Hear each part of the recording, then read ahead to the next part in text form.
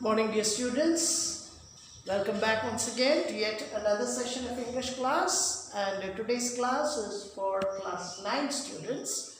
And we are going to have a discussion on a very interesting story. That is Ishwaran the storyteller.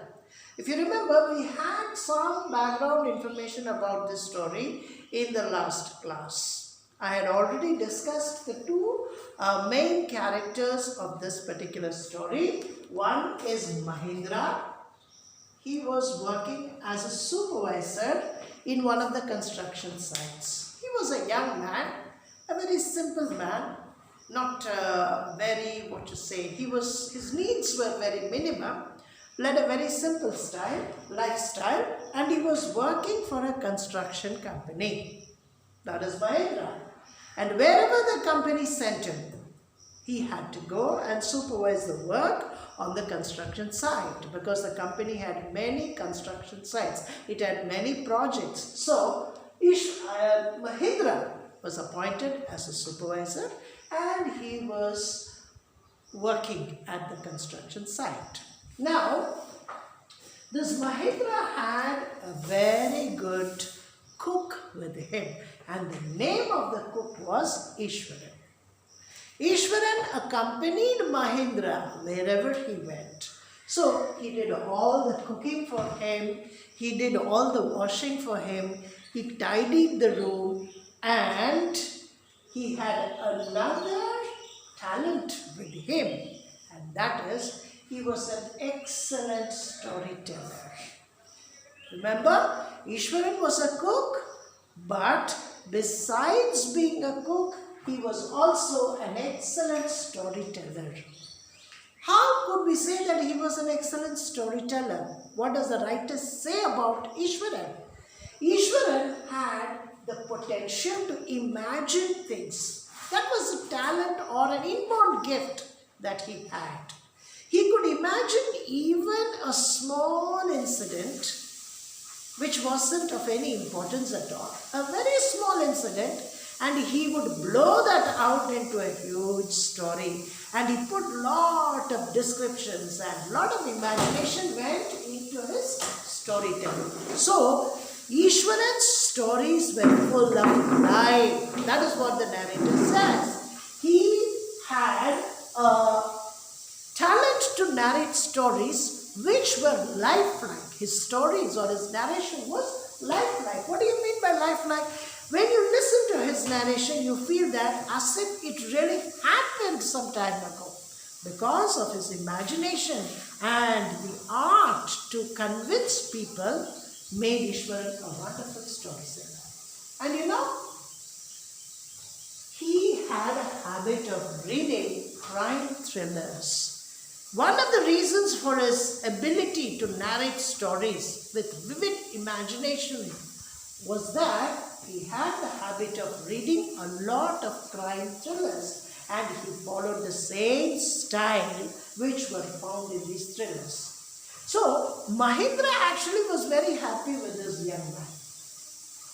And another character the character of Ishwaran was that after completing 50% of the story, or after just before reaching the climax of the story, he would just stop the story and make Mahindra his boss or his lord to imagine the rest of the story. He would make him, hanging. So his stories always had a cliffhanger.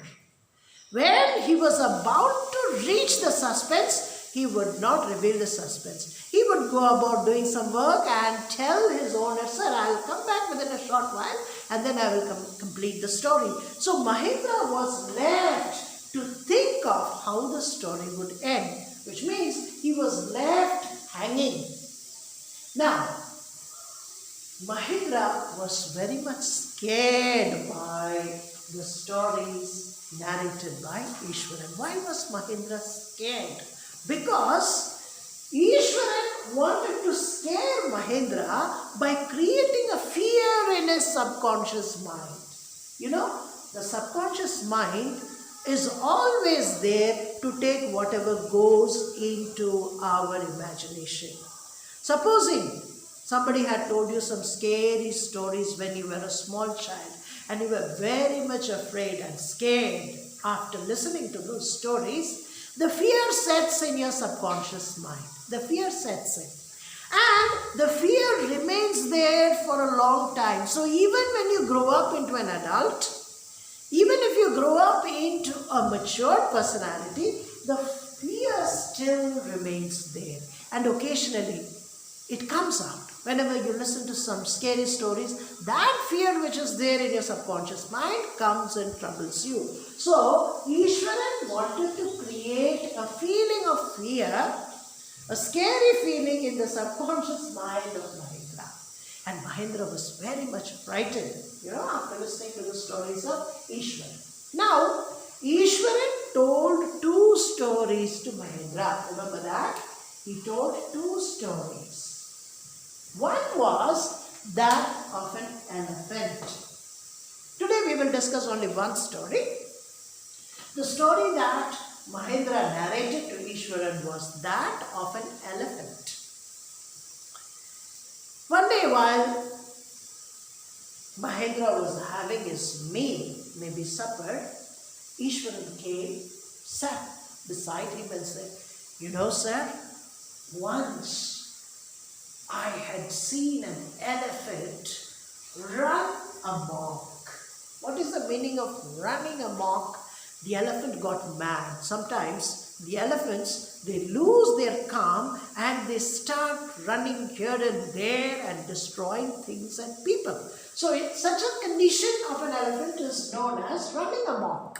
So, sir, I had seen an elephant which had escaped from the timberland. What is the meaning of timberland? There was a forest, and in the forest there were several trees, and the elephants were used to carry the logs or the timber which was cut into huge pieces of logs. So these elephants, they carry the logs and they pile them up in a particular place. If you go to a state like Karnataka today, even today, you can see some of the elephants being used for such works. That is to pile up the logs, cutting down the big trees, and the logs are piled up with the help of the elephants. So Ishwaran told, sir, once I saw an elephant, and that elephant had run amok. It was just running wild, running helter-skelter. And as it was coming out of the forest, it uprooted many trees. And after uprooting several trees, it entered the bazaar. And you know what happened? It smashed all the pots that were found in the market. It trampled the fruits which the fruit sellers were selling. And it also destroyed all the shops. It uprooted several trees which were near the market. And the destruction was massive. And after destroying all the things in the market, the elephant entered a school. And that is where I was studying. So as soon as the elephant entered the school, you know what it did? It ran in the football ground. And there was a football post. It just went and uprooted the football post. It pulled it off and threw it away. And then, it went to the volleyball court. And you know what happened? There was a volleyball net. It tore the volleyball net. And after that, it started entering the classrooms. Now, on seeing the condition of this wild elephant, all the students began to run helter-skelter. No student was found to be in the classroom. And even the teachers got scared, and all of them, they ran to the terrace of the school. There was a water drum which was kept to serve water to the students, and the elephant smashed the drum. It was flattened. Mahendra was listening with all curiosity, and he put on questions. Then what happened, Ishwaran? Wait, let me tell you. What comes after this is the most interesting part, sir. Okay, what happened? The elephant was entering classrooms. And nobody had the guts to kind of control the elephant. And you know, I saw the behavior of the elephant, and immediately I grabbed a stick from one of the teachers. A teacher was having a cane or a stick, and I just grabbed it from his hand and went near the elephant. I was not afraid. And you know what I did? I took the stick in my hand and beat the toenail of the elephant. You know, the elephants, they have big toenails. So I took the stick in my hand, I wielded the stick, and finally I beat the toenail of the elephant. And what happened, you know? The elephant became paralyzed and it collapsed on the spot. Just imagine Ishwaran, being a very small fellow, trying to beat the toenail of the elephant, and after beating on the toenail of the elephant collapsed. Mahendra was aghast. He was simply shocked or flabbergasted, so to say. He couldn't simply kind of believe what Ishwaran was telling. He was stupefied, shocked. And Ishwaran he stopped the story here and he went to do some small work. And Mahendra asked him, Ishwaran, what happened next? Wait, sir, let me finish a small work there, and after that I'll come and tell you what happened. So Mahendra was left thinking, he was left hanging. I told you in the beginning, Ishwaran's habit was to finish 50% of the story, and before reaching the climax, he would stop the story and make the reader, that is Mahendra, to think about the end of the story. So Mahendra was eagerly waiting for the arrival of Ishwaran, and Ishwaran came after some time. Then Mahendra put the question, now tell me, how did you manage to control the elephant? And what happened after that? So Ishwaran said, sir, have you heard of karate? It is a Japanese art. Have you heard of judo? It is a Japanese art. You know, there is also a kind of art which is known by the name jiu-jitsu. So I think jiu-jitsu, this is something like the treatment that I gave to the elephant was something like this art of jiu-jitsu. And when you beat an elephant on the toenails of the elephant are very sensitive. So once they are beaten, once they are hit, the nervous system of the elephant is affected and he is paralyzed for a short while. So that is a temporary paralysis. And immediately the elephant collapsed. Mahendra was all the more surprised now. Okay, fine. Then for how long did the elephant remain in that particular state? All he wants to say is it became unconscious. And Mahendra asked, when did the elephant come back to its senses? When did it become normal? And Ishwaran said, you see, after 2 days, the elephant woke up. It came back to its senses. It was normal. And a message was sent to the trainer, that is the Mahout. Mahout is the one who trains an elephant. So when the message reached the Mahout, he came all the way from his place and took away this elephant. So you see, Ishwaran had the talent of making huge stories out of nothing. You see, the subject of his story was an elephant, and it is all about the elephant running amok. And you see how he put into the details. If you read the entire story from your book, you will find it all the more interesting. There are many details added to the story, so don't miss out on the details. You must open the book and read if you want to really have a feel of the story or have the maximum enjoyment. Okay, so with that, the story of the elephant comes to an end. Now, after a few days, Ishwaran narrated another story, and that story was more frightening and scarier than this one. But we will not discuss that in today's class. We will discuss that in the forthcoming class. But before we wind up, I want you to focus your attention on this particular story narrated by Ishwaran. You see, The story of the elephant is an important question. This question has been asked several times. You must be able to narrate the entire incident of the elephant, how it came from the timberland, from the forest, how it went about destroying the market, and after that its entry into the school, how it destroyed the football field, the volleyball field in the school, and how it started running about in the classrooms, and then how Ishwaran caught hold of a stick from a teacher and tamed the elephant. You have to narrate the entire incident. The next question is, what happens to the elephant? The elephant collapses and it remains in an unconscious level.